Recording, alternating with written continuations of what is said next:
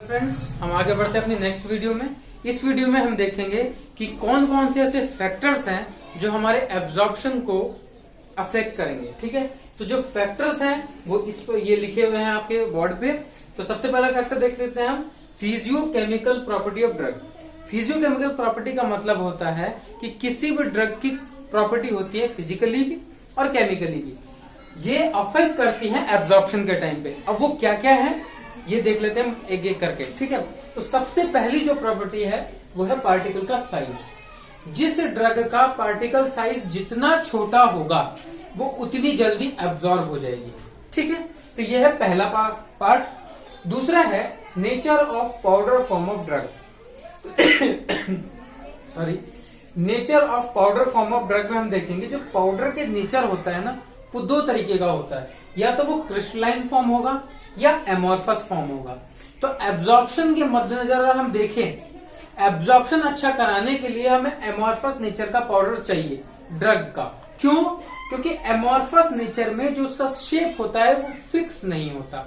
इसका shape fix ना होने की वजह से ये जल्दी घुलेगा, जल्दी डिसॉल्व होगा और जल्दी एब्जॉर्ब हो जाएगा। जबकि क्रिस्टलाइन फॉर्म में जो शेप होता है वो फिक्स होता है, इसको ज्यादा टाइम लगेगा घुलने में भी और एब्जॉर्ब होने में भी। ओके, तो ये हो गया आपका सेकंड पॉइंट।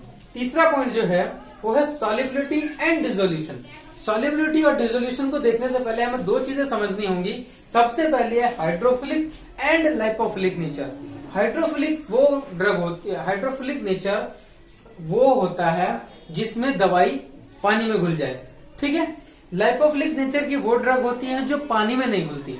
ठीक है, तो हाइड्रोफिलिक का अगर मैं एग्जांपल ले लूं कि जैसे कि पैरासीटामोल हाइड्रोफिलिक नेचर की होती है, वो पेट में डालो एकदम घुलेगी और एब्जॉर्ब भी हो जाएगी। लाइपोफिलिक नेचर की होती है जैसे कि आपके ओमेगा 3 के जो सप्लीमेंट्स आते हैं वो लाइपोफिलिक नेचर के होते हैं, उनका एब्जॉर्प्शन ज्यादा लंबे टाइम तक होता है। ठीक है, थोड़ा धीरे धीरे होता है। तो अगर मैं सॉल्युबिलिटी और डिसोल्यूशन की बात करूं तो जिन ड्रग का नेचर लाइक हाइड्रोफिलिक होगा वो ज्यादा जल्दी एब्जॉर्ब होंगी as compare to lipophilic nature of drug के। ठीक है, फोर्थ पॉइंट है हमारा आयोनाइजेशन रेट।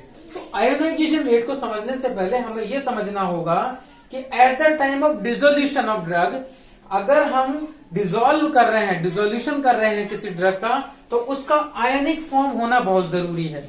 अगर ड्रग का आयोनिक फॉर्म होगा तो उसका डिसोल्यूशन तो बहुत जल्दी हो जाएगा, लेकिन वो ड्रग सेल मेम्ब्रेन से क्रॉस नहीं कर पाएगी, मतलब एब्जॉर्प्शन उसका इतना अच्छा नहीं हो पाएगा।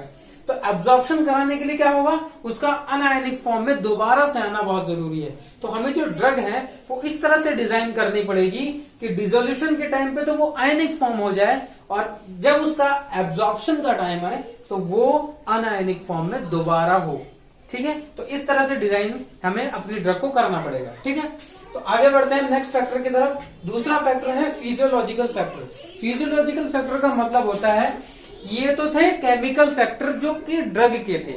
अब हम फिजियोलॉजिकल फैक्टर पढ़ लेते हैं कि हमारी बॉडी में भी तो कुछ फैक्टर होंगे जो एब्जॉर्प्शन को अफेक्ट करेंगे। तो इसको भी देख लेते हैं बारी बारी से। सबसे पहला है मेम्ब्रेन का ट्रांसपोर्ट। हमने सबसे पहले कल पढ़ा था कि 3 तरह के ट्रांसपोर्ट एब्जॉर्प्शन होते हैं, एक्टिव, पैसिव और फैसिलिटेटेड। अगर फिजियोलॉजिकल फैक्टर में उस मेम्ब्रेन ट्रांसपोर्ट जो हो रहा है, जो ड्रग हमारी स्टमक से ब्लड में जा रही है, अगर उसका पैसिव ट्रांसपोर्ट होगा तो उसका एब्जॉर्प्शन जल्दी होगा। एक्टिव ट्रांसपोर्ट होने का मतलब एनर्जी कंज्यूम होगी, और फैसिलिटेटेड में हमें किसी कैरियर की जरूरत होगी तब जाकर उसका एब्जॉर्प्शन हो पाएगा।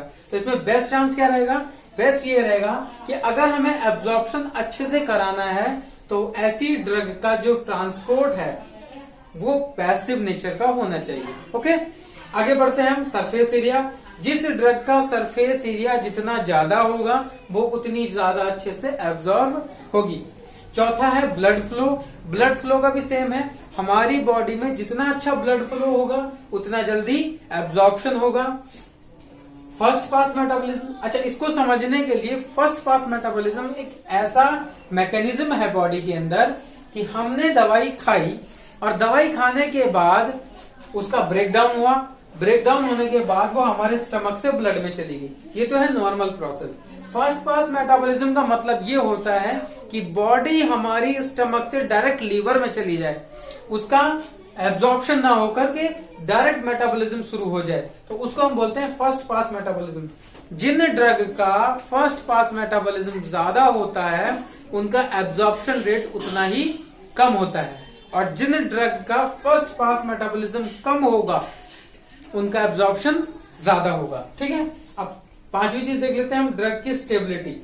ड्रग जितनी ज्यादा स्टेबल रहेगी हमारे पीएच में, हमारी बॉडी के अंदर, उतनी ज्यादा उसकी चांसेस होंगे एब्जॉर्प्शन के।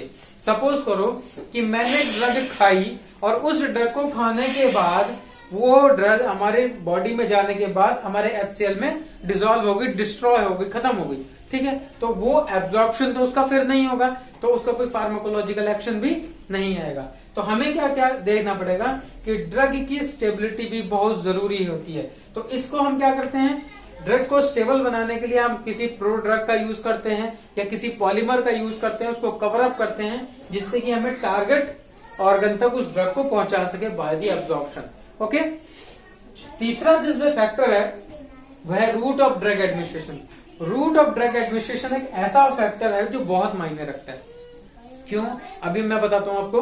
रूट ऑफ ड्रग एडमिनिस्ट्रेशन, जैसे कि हमारे रूट ऑफ ड्रग एडमिनिस्ट्रेशन क्या होते हैं, ज्यादातर देख लेते हैं हम कि हम ज्यादातर IM देते हैं, IV देते हैं या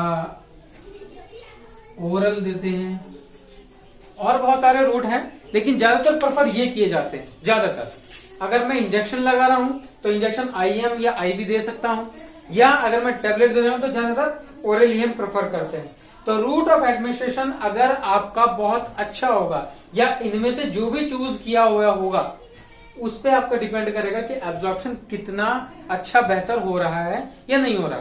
सपोज करो हम देख लेते हैं कि अगर मैंने कोई इंजेक्शन लगाया IV, तो जो एब्जॉर्प्शन रेट है वो उसका 100% होगा, क्योंकि हम डायरेक्ट कहां कर रहे हैं, डायरेक्ट हम ब्लड में सप्लाई कर रहे हैं। जबकि जो IM है वो IV से कम होगा बायोअवेलेबल, और जब जो ओरल है वो उससे भी कम एब्जॉर्ब होगा। तो जो सबसे अच्छी बायोअवेलेबिलिटी होगी या जो सबसे पहले जल्दी हमारे ब्लड में पहुंचेगा वो होगा IV, उसके बाद IM और लास्ट में ओरल रूट। ठीक है, अब लास्ट वाला देख लेते हैं पॉइंट, बायोअवेलेबिलिटी। बायोअवेलेबिलिटी का मतलब होता है कि कितनी अमाउंट ऑफ ड्रग हमारी पहुंची है ब्लड के अंदर। अगर मैंने ब्लड खाई 500 mg पैरासीटामोल और मेरे ब्लड में पहुंची 400 mg, तो जो बायोअवेलेबिलिटी होगी उस टैबलेट की वो 400 mg लेंगे हम, ना कि 500 mg। बायोअवेलेबिलिटी का मतलब होता है कि जो ड्रग है वो हमारी कितने अमाउंट में ब्लड में पहुंची, हमने कितनी खाई उससे मतलब नहीं है, हमारी कितनी अमाउंट ऑफ ड्रग ब्लड में पहुंच गई, इस चीज से हम ये डिसाइड करेंगे कि हमारी वो ड्रग कितनी बायो अवेलेबल है। इन सारी चीजों को देखने के बाद आपको ये समझ में आ गया होगा कि ये फैक्टर्स हैं जो अफेक्ट करते हैं एब्जॉर्प्शन को। अब हम नेक्स्ट क्लास में देखेंगे इसका सेकंड पार्ट, एब्जॉर्प्शन के बाद क्या आता है, डिस्ट्रीब्यूशन। तो हम देखेंगे कि हमारी बॉडी में दवाई तो पहुंच गई, ब्लड के अंदर एब्जॉर्ब हो गई, अब उसके बाद हम देखेंगे वो डिस्ट्रीब्यूट कैसे होगी हमारे टारगेट ऑर्गन तक। ठीक है, थैंक यू।